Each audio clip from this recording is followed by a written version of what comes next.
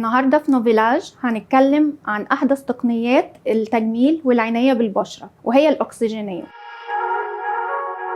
اللي عن طريقها بندخل أكسجين للبشرة وبنطلع ثاني أكسيد الكربون اللي بيكون سبب رئيسي في شكل البشرة الباهت والتعبان. ومن خلال الإجراء ده بناخد نتيجة فورية at once من غير داون تايم، وهو إجراء آمن لجميع أنواع البشرة ولجميع الأعمار. وإحنا في الأكسجينية بنشتغل بثلاث خطوات. أول خطوة اللي بنستخدم فيها الكبسولة، وهي عبارة عن مجموعة من الفيتامين. الكبسولة دي بتستخدم مرة واحدة بس لكل بيشنت. بنشيل بيها التصبغ السطحي للبشرة وبنعمل بيها تفتيح للبشرة. تاني إجراء الراديو فريكوانسي أو الRF، اللي بنتارجت بيها خلايا البشرة الوسطى علشان نحفز الكولاجين والإلاستين الضروري لمرونة البشرة وللنضارة. ثالث خطوة وهي الألتراساوند.